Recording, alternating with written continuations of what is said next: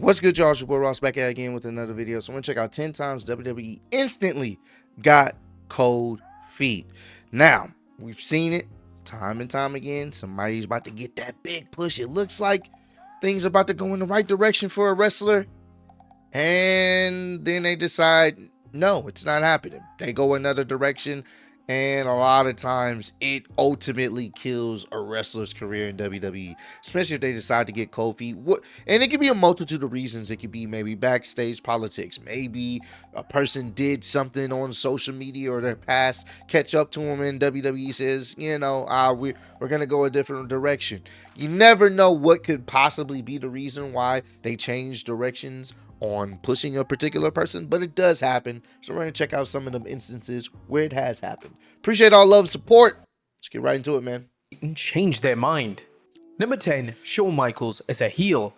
In 2005, WWE would make the bold call to turn Shawn Michaels heel. HBK was set to feud with Hulk Hogan, and due to the WWE not wanting the feud to be a face versus face rivalry, they made the call for HBK to turn heel for the first time in several years. HBK was beloved at this point in time, so Mr. WrestleMania was going to have to work extremely hard to get the crowd to even boo him. Although this heel turn will be brief, HBK would deliver some of the finest work of his entire career, as his heel character was outstanding and he instantly became one of the top heels on the show. Due to the feud between HBK and Hogan ending before initially planned, WWE had no use for HBK as a dastardly heel, so they made the executive call to turn him back into a babyface following the 2005 SummerSlam. This was a massive shame, as HBK was so enjoyable in the role and the fans were eating it up. From WWE's perspective, they believed that they needed HBK as a babyface on the roster, and whilst this may have been true, HBK as a villain should have been something they explored again, but they... Yeah, it sucks that they didn't do... I think, obviously, it comes down to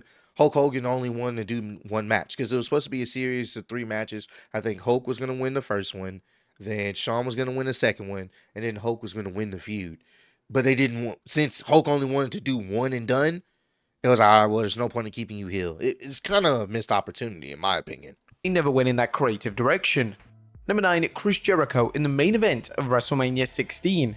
The original plans for Wrestlemania 16 were to see Chris Jericho ascend into the main event scene and main event the biggest show of the year in a WWE title match against Triple H, The Rock, and The Big Show.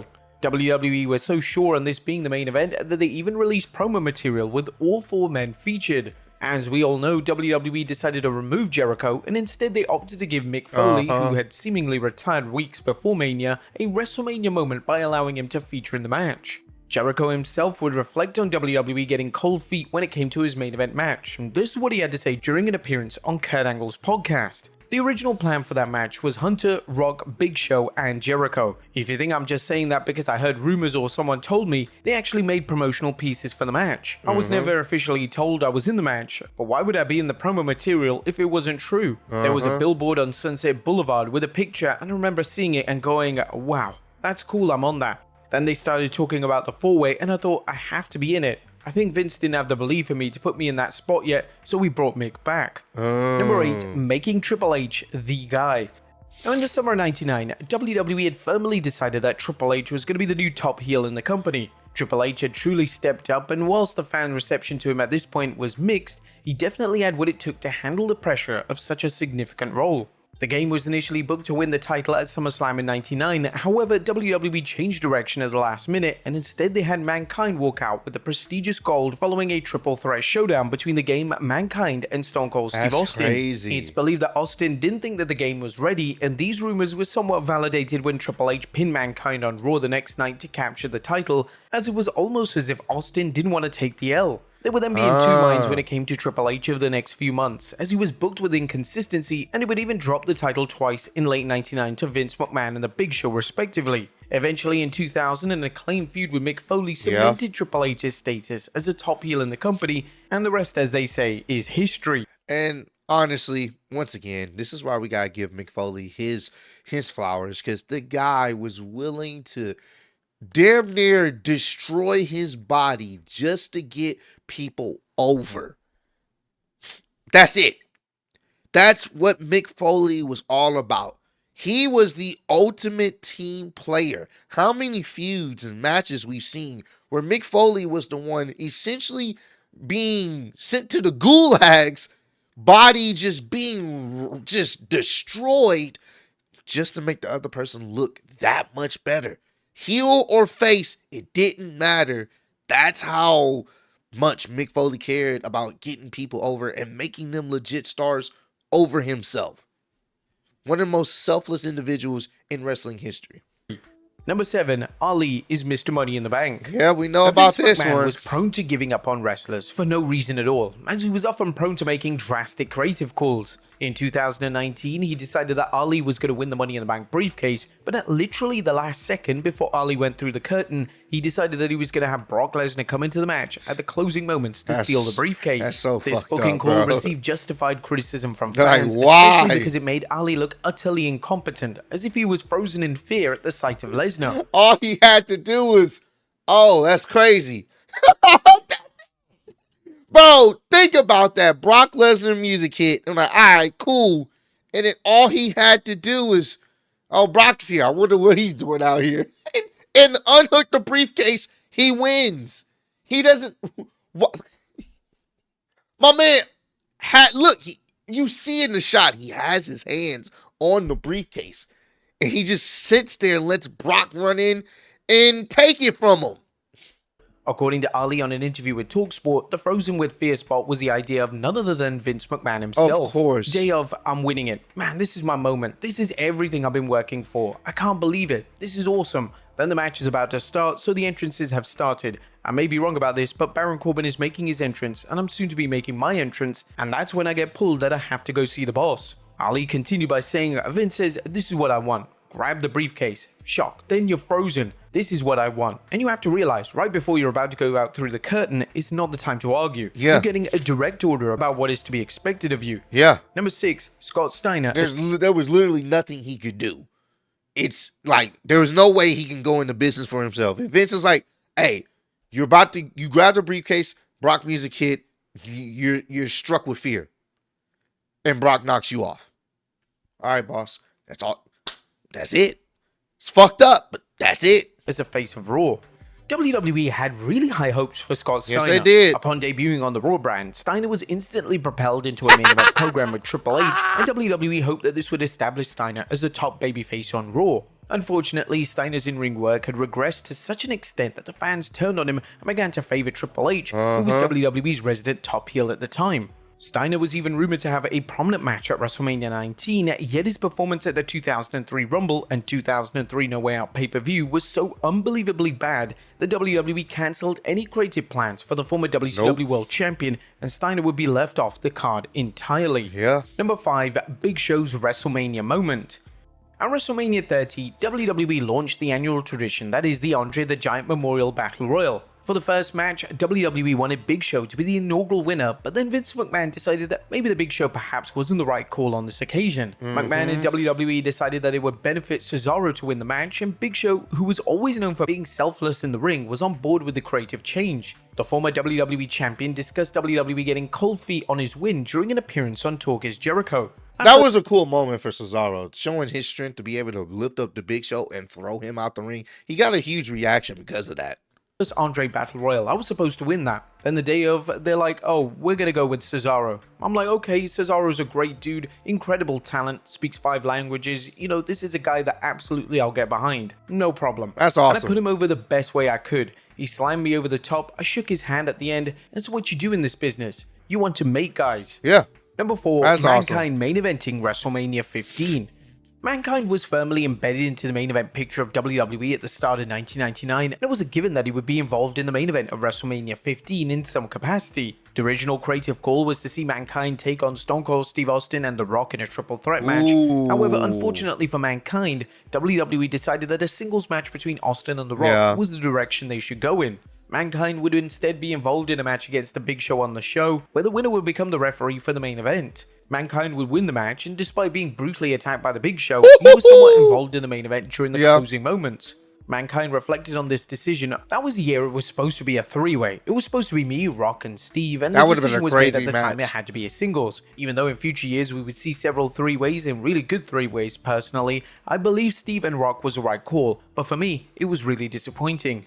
Number 3, Roman Reigns' second Royal Rumble moment.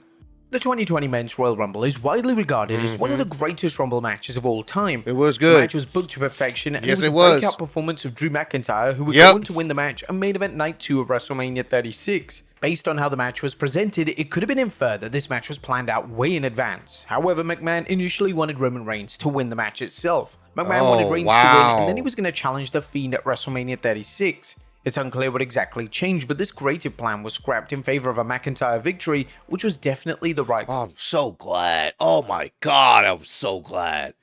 Oh, I'm so glad oh, that would have been horrible. Oh, this was Drew moment.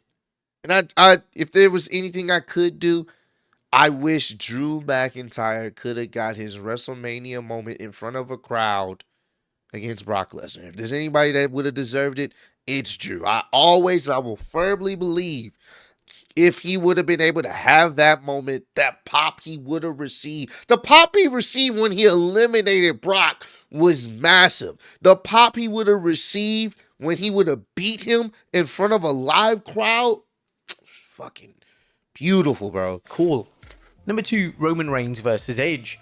By the time WWE arrived at WrestleMania 37, Daniel Bryan had firmly become one of Vince's favorite wrestlers. This was a drastic change of tune from McMahon, as at one stage, McMahon resented Bryan and he didn't believe he was main event material. This admiration from McMahon was on full display in 2021, as although McMahon had penciled in Roman Reigns versus Edge as the main event of Night 2 of Mania 37, he was unsure about the matchup and he decided to add Bryan into the mix. According to Bryan during an interview with BT Sport, he was actively trying to get out of the main event as he believed that the match should have been a standard singles encounter. I kept trying to get out of it too. You know, this is a heck of a story. 10 years to the day that he was forced to retire. It was shortly after Elimination Chamber and the build up to the singles match I had with Roman at Fastlane. It was like, this is going to be a stick Daniel Bryan in here thing. Not to say I wanted to be part of it, I just thought it would be such a strong main event, just the two of them. WrestleMania 30, it felt like with the way the crowd was reacting with Batista and Randy, they kind of needed me in there. This one didn't feel like it needed me.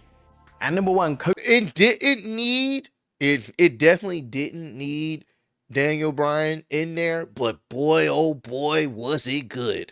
And this is another reason why Daniel Bryan never really talked too much shit about WWE, because him and Vince actually ended up becoming, from this, it definitely shows that they ended up becoming cool. Like, not like best friends or anything, but like they had that mutual respect for each other. So you rarely ever heard him really disrespect Vince or WWE, because they didn't burn bridges. There was no bridges burned. It was time for him to go. They separated, and when they went their separate ways, it was never on no, I'm gonna burn bridges with Vince or anything like that. And it's really crazy how that even, happened, because at one point, Vince didn't really look at Daniel Bryan other than a B+ player. The stuff that y'all heard them say during the Yes movement, that's how Vince felt about him. And the fact that he wanted him in the main event with Edge and Roman just shows you how much times have changed. Cody Rhodes finishes his story. Heading into WrestleMania 39, it was an expectation amongst fans that Cody Rhodes was going to finish his story. Thought so. Rhodes had been presented as WWE's next top guy, and with the reigning undisputed champion Roman Reigns virtually being a part-timer, it was now time to crown a new champion. Despite being the odds-on favorite heading into the match, Rhodes lost the match, and fans were collectively speechless. There was concern that WWE had dropped the ball when it came to Rhodes finishing his story, and fans questioned if Triple H had reservations regarding making the former AEW name the face of the company. Thankfully, the following year at WrestleMania 40, they would decide to deliver a rematch, and this time they followed through on Rhodes becoming the guy. While some criticism does still circulate around WrestleMania 39's outcome, the booking and presentation of Rhodes vs. Reigns Part 2 was outstanding. Some would even say that WWE did the right thing by holding off for a year. But I'm not gonna lie to you, I was one of those people that did not I was like, bro, I don't know how they're going to make us care for a whole nother year. I didn't see them being able to pull it off. But you know what? Being able to look at how things played out, it was the right decision.